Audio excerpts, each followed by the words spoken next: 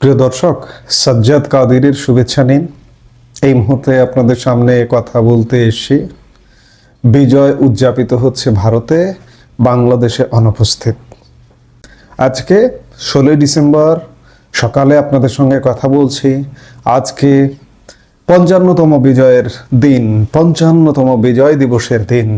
আজকে পাকিস্তান হানাদারদের আত্মসমর্পণের দিন।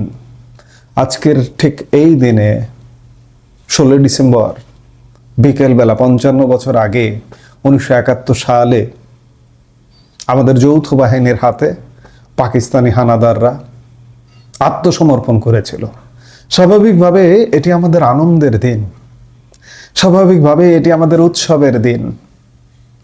আমরা বিগত বছরগুলোতে দেখেছি যে বিজয়ের যে মাসটি ডিসেম্বর, সেই মাসের শুরুর দিন থেকে বাংলাদেশে একটা উৎসব মুখর পরিবেশ।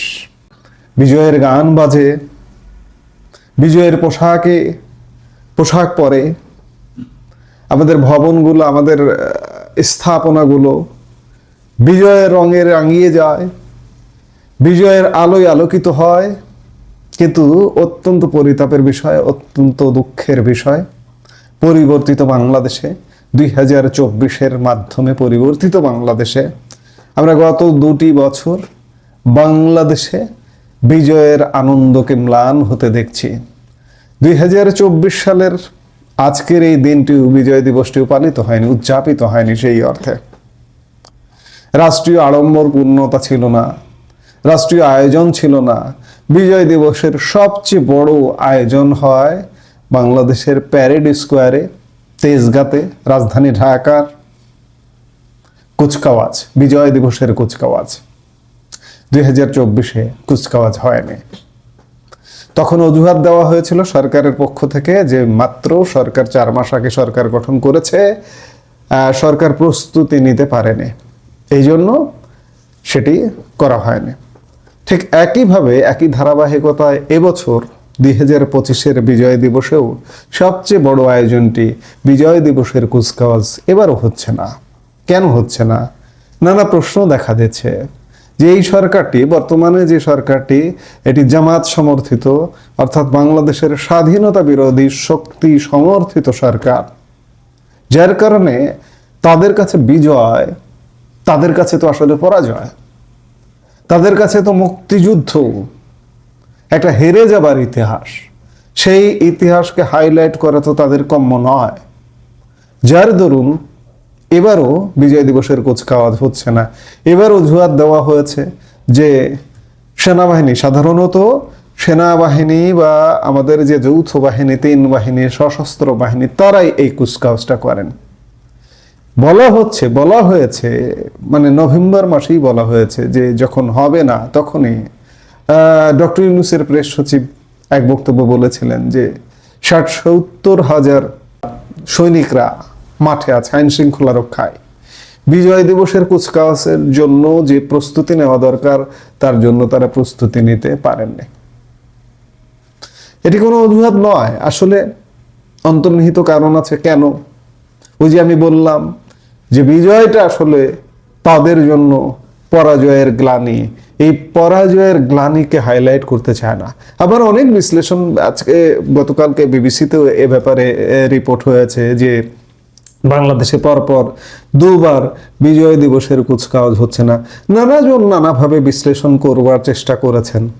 কেউ বলেছেন আর্থিক কারণে, কেউ বলছেন যে বিগত সরকার, পতিত সরকারের রাষ্ট্রপতিকে সম্মান জানাতে হবে, সেই কুচকাওয়াজে সেনা সর্বাধিনায়ক বা সশস্ত্র বাহিনীর সর্বাধিনায়ক হিসেবে মহামান্য রাষ্ট্রপতিকে সালাম জানাতে হয়, সেই জন্য এটা করা হচ্ছে না, ইত্যাদি নানা রকম ব্যাখ্যা, বিশ্লেষণ। আমার কাছে যেটি মনে হয় যে বিজয়কে, মুক্তিযুদ্ধকে এত হাইলাইট করবার কিছু নেই। বর্তমান বাংলাদেশের যারা দায়িত্বপ্রাপ্ত এবং যাদের পৃষ্ঠপোষকতায় এই সরকার চলছে, তাদের। অথচ দেখুন, আমি শুরুতেই শিরোনামটা বলেছি যে বিজয় উদযাপন আমাদের এখানে নেই, কিন্তু ভারতে হচ্ছে। ভারতে আজকে 55 বছর যাবৎ ভারত সরকার নয়াদিল্লি থেকে শুরু করে সারা ভারতেই আমাদের বিজয় উদযাপন করে। এবং সবচেয়ে বড় আয়োজনটি হয় ভারতীয় সেনাবাহিনীর ইস্টার্ন কমান্ডের হেডকোয়ার্টার ফোর্ট উইলিয়াম বা বিজয় দুর্গে। এবছরও যথারীতি আয়োজন হচ্ছে, বিজয় দিবসের কুচকাওয়াজ হচ্ছে, বিজয় দিবসের ব্যাপক অনুষ্ঠান হচ্ছে এবং সেখানে বাংলাদেশ থেকে আমন্ত্রিত 10 জন মুক্তিযুদ্ধের সঙ্গে জড়িত 2 জন কর্মরত সামরিক কর্মকর্তা অংশ নিচ্ছেন এবং রিটায়ার্ড সামরিক কর্মকর্তা এবং মুক্তিযোদ্ধারা অংশ নিচ্ছেন। 10 জন এবং সঙ্গে তাদের স্ত্রীরা, সস্ত্রীক। এর মধ্যে 8 জন সস্ত্রীক এবং 2 জন সিঙ্গেল অংশ নিচ্ছেন। যাই হোক, সেখানে খুব ব্যাপকভাবে আড়ম্বরপূর্ণভাবে আয়োজিত হয়। বিজয়টা আসলে কাদের? বিজয়টা তো বাংলাদেশের। ভারত ছিল বাংলাদেশের বিজয়ের সহায়ক শক্তি, কিন্তু ভারতের যে অবদান, এই বিজয়টা আসলে ভারতেরও কোনো অংশে কম নয়। আজকে এই যে বাংলাদেশে আমরা স্বাধীন বাংলাদেশে কথা বলছি, আমাদের যেমন 30 লক্ষ শহীদ হয়েছে, 3 লক্ষ মা বোনের ইজ্জত গেছে, এই ভারত আমাদের মাত্র 13 দিনের যুদ্ধে সহযোগিতা করতে এসে তাদেরও কিন্তু শহীদ কম না, আহত কম না। মতান্তর আছে, বিভিন্ন সংখ্যায় মতান্তর আছে। অ্যারাউন্ড 4,000-4,000-এর মতো কমপক্ষে শহীদ হয়েছে। ভারতীয় সংসদের উচ্চ কক্ষেও আমি একটি হিসাব দেখেছিলাম, 3800 সামথিং বলা হয়। কিংবা আমাদের বাংলাদেশে শহীদদের সংবর্ধনা দেওয়া হয়েছিল, ভারতীয় শহীদদের, সেখানেও 3700 সামথিং। অর্থাৎ কিছু হিসেবের বাইরেও থাকে, 4,000-এর মতো শহীদ ধরে নিতে পারি এবং 10,000-এর মতো যুদ্ধাহত ভারতীয়, মাত্র 13 দিনের যুদ্ধে। কিন্তু এই যুদ্ধটা যদি 9 মাসের যুদ্ধ হতো, তাহলেও 9 মাসের যুদ্ধে যদি পুরোপুরি ভারত অংশ নিত, তাহলে এটি কত লাখ হতো সেটিও ভাববার বিষয়।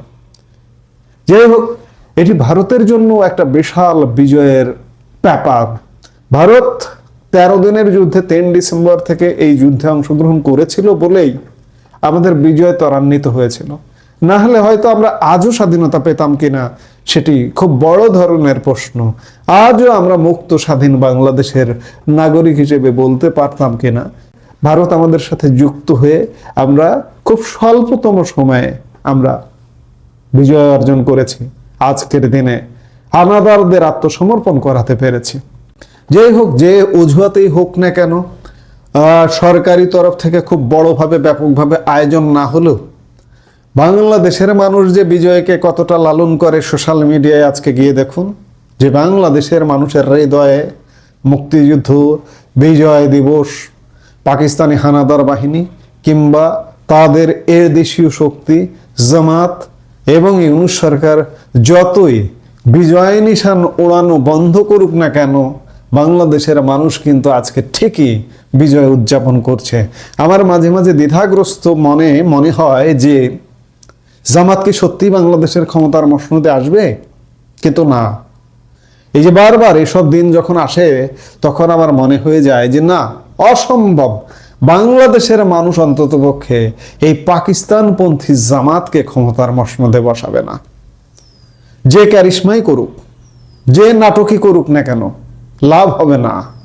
বাংলাদেশের মানুষ তাদের বিশ্বাস করে না।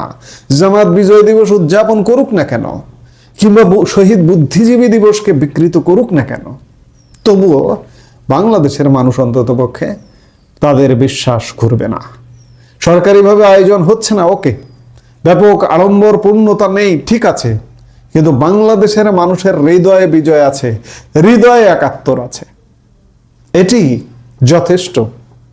যাই হোক, আমরা আলাপটা শুরু করেছিলাম যে বিজয় আমাদের এখানে উদযাপিত হচ্ছে না সরকারিভাবে, খুব আড়ম্বরপূর্ণভাবে, এবং সামাজিকভাবে মানুষ ভয়ের সংস্কৃতি। আজকে বিজয় দিবসে একটা বিজয়ের গান কোথাও কোনো জায়গা থেকে শুনতে পাইনি আমরা। এইভাবেই বিজয় দিবসটা উদযাপিত হচ্ছে এবং ভারত এটি গৌরবের সাথে উদযাপন করছে। ভারত আমাদের অকৃত্রিম বন্ধু, মুক্তিযুদ্ধের বন্ধু। ভারতের প্রতি আমাদের আজীবন কৃতজ্ঞতা থাকবে এবং আমরা আজকের এই বিজয়ের দিনে প্রত্যাশা করি যে আমরাও অবশ্যই আজকে যে অন্ধকার সময়, এই অন্ধকার সময় থেকে মুক্ত হব। এই কথা বলেই এই মুহূর্তে কথা শেষ করছি। সবাই ভালো থাকুন, সুস্থ থাকুন।